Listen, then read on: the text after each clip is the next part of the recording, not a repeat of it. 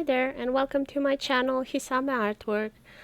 In this video, I want to share with you guys my top favorite animations. This is something that I often get asked by friends and family because I went to film school, I worked in animations, I watch a ton of animations, so I'm your go-to person if you're trying to find something to watch. And I decided to make a little video about it because I get these questions so often, and I was thinking maybe it will help you guys out as well. Also, I have a Discord server, so you can go in there and we can meet up and chat about cartoons. So, I have 5 top favorites with 2 honorable mentions. Also, if you have different favorites, please let me know in the comments below and why. Maybe I'll find out something new from a country that maybe doesn't have the marketing power of Disney and Japan and all the other powerhouses of animation. I'll find something new and awesome about you, so please do share with us. Okay, so a little bit of disclosure. I am a 90s kid. I grew up with Disney films and anime series. My top choices are going to be based on nostalgia and comfort because, you know, I'm a human. And I will make other lists as well on themes like Halloween and Valentine's and whatever, if you know you want to watch something romantic with somebody or you want to watch with your family. So subscribe, stay tuned for those. And of course, I'm sorry, I'm a sucker for happy ending feel-good films. Those are my biases. I'm sorry, I'm a pleb. I don't like sad philosophical stuff that much. Like, I will watch it, but I'm not gonna watch it on repeat and make myself depressed. So I'm gonna start with the honorable mentions. I think it's weird to put them ahead of the other ones that you like more. Like, why would you do that? So yeah, why I love these two, but they don't make the cut. They are relatable to me, but they're not that great of a film story, things like that, and they're not very replayable. But I love the relationships. I love the fact that Merida has a great relationship by the end of the film with her mom, and it's developed and it's fleshed out, and that's kind of the main focus of the series, and it's really awesome. I don't get along that well with my mom, so it's kind of a wishful happy ending version for something that I would like. And also for Tiana, she gets along with her mom great, and she also has a adorable friend. I forgot her name, the blonde ditzy girl, but their friendship is really awesome and unlikable. And also I love her personality because she strives so much to get her dreams and her goals achieved, and she works a lot for that. So again, I find it relatable and very likable. But otherwise, the story, meh. Now, on spot number 5, we have Cloudy with a Chance of Meatballs. And, like, the story isn't very high concept, very intellectual or anything like that. The characters, I mean, if they disappeared halfway through the film, I probably wouldn't notice. All the time, whenever I watch this film, I'm like, food, glorious food, and I just look at that mostly. I would want that machine that makes the food. And of course, it's family friendly and it's for all ages, so if you have like small children, you can definitely enjoy this film with them. And also it has a happy ending, which I like, and there's also some sequels, I think. I don't know what happens in them, but I know it's more food, so that's a win for me. On 4th place, we have my favorite princess, so Mulan, and I really love the story. I love the parents. She has a great relationship with them, and I find that very endearing. Also, it's very funny. I love the humor. Mushu is awesome. Like, that was Eddie Murphy's one of his best performances, and I'll ever love Mulan for that. Also, I find the protagonist super relatable. She gets things done and she doesn't give up. I just wanted to say that. Okay, so I'm in East Europe, so we often got bootleg VHS tapes to like see the films, and my version did not have the whole film. Like, after Mulan got discovered and left behind, like, that's when the story ended for me, after she got abandoned, and I thought that that was the whole story. But she saved her dad.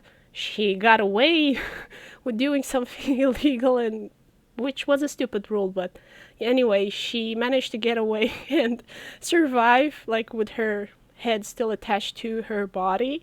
So basically, she achieved the goals she set out, even if it didn't have, like, in my version, um, the extra happy ending.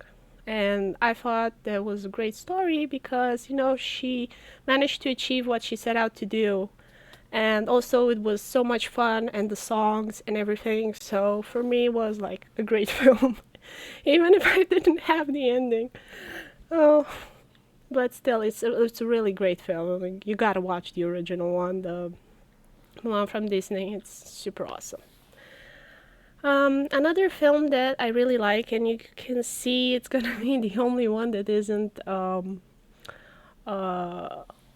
from Disney, because generally Disney does nice happy endings. Like it makes you want to rewatch the film. It's pretty great.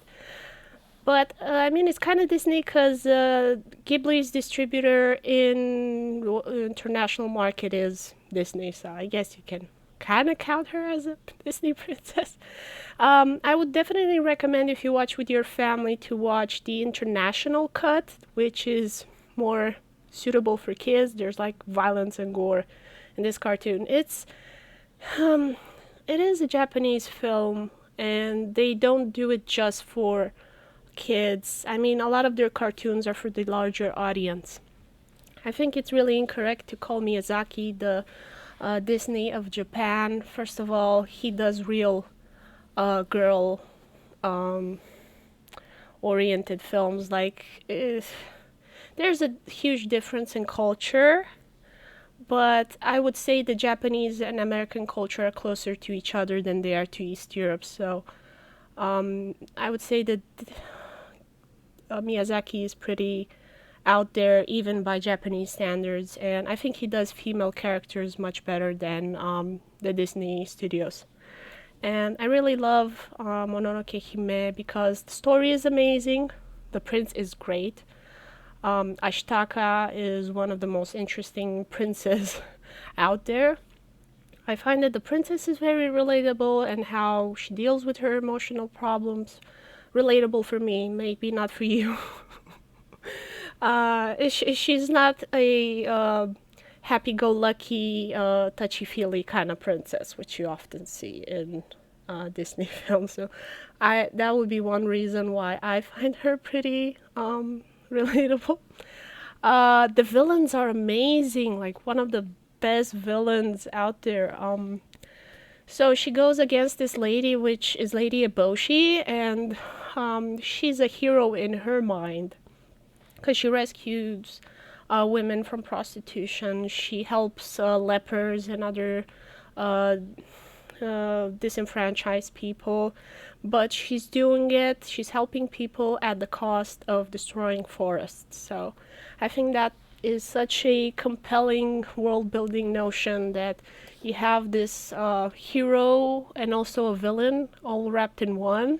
And also Mononoke-hime, she's like pretty complicated herself and her motivations and everything like that. I would say that this is, in my opinion, of course, the best Ghibli film. It is so awesome. I love it. But it's not something that I would necessarily show to small kids, like maybe teenagers and up. And second place, like I really struggled if this would be number one or number two. In the end, I put it on second place. Treasure Planet is awesome.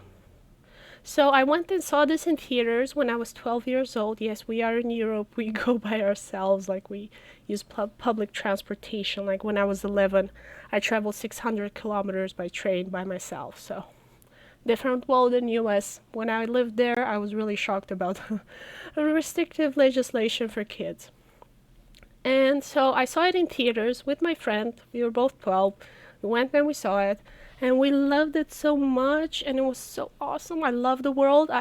The humor is great. I find that the protagonist is very relatable, and was extra relatable to me back then because I was younger. And also it has pirates in space. Like that is the best combo ever. I don't like Star Wars because it's wizards in space, but pirates in space, I'm okay with it. Like it's not necessarily a rational preference, but it's my preference. Pirates in space, awesome. I like vintage stuff anyway. Like I would prefer kind of pirates, and I love the vintage aesthetic. Like it's not a spaceship, it's a actual ship, but that's flying in space. Like as far as logic being suspended, this is one of the better ones. Pacific Rim again is just silly robots with fighting against monsters, and it doesn't make much sense. But Del Toro is such a great writer and director that you're like, I'm okay with this, and it looks awesome. And the same for Treasure Planet. Like it's there are a lot of silly things in it, but I can suspend my I disbelieve my the logic and everything like that and just enjoy it because it's so awesome and it looks great and the action and everything is awesome. I love it. Also, I prefer 2D and the 3D was very well integrated. Aside from the giant, what do you call them, whales, which were pretty cringy 3D. The rest of the stuff, the mechanics and the robots and all of that, like you cannot tell if you're 12 years old that that is 3D. And even as an adult, you'll not notice unless you think about it. So, it's that good. I love it. Totally recommend it. And if you haven't seen it, you have to. What are you doing? Go watch it. Okay, gotta take a sip of water. Now, on the first place, I put Alice in Wonderland because it's just my favorite. I really love the whole Alice in Wonderland world, mythos, whatever you call it. And also for the film, I like the wacky humor. I like that it's polite and fancy. That does it for me. And I love that it's 2D and vintage. Like, that's my jam. I like vintage cartoons and I like them 2D. So, just right off the bat, because of that, I love it a lot. And also, it's very replayable in the background. It's like I know the story inside out, and I like the aesthetic. I wouldn't say in terms of character development and I don't know, like world. Like you have to understand it's a 50s film. Like it's not gonna be as complex as something that comes out today, but it's really awesome. I really enjoy it. I like there's music videos. There's lo-fi. There's like a whole bunch of stuff around the Alice in Wonderland aesthetic, and I love every bit of it. So, because of that reason, not so much. If you watch an old film, like there are gonna be things that you're gonna maybe roll your eyes at it or find very outdated or boring just because of the way they behave. But for me, it has like a special little place in my heart. I also watched it as a kid. So yeah. Also, I wanted to let you guys know that I'm gonna be reaching 1,000 subscribers soon on YouTube. And I'll do an art giveaway then, so if you want to reach that milestone faster, please click the subscribe button so we can get there quicker. And yeah, that was pretty much it. Thank you for watching. Hope you've enjoyed it. Hope you found my recommendations useful. And yeah, we'll see you in the next video. Take care. Bye bye.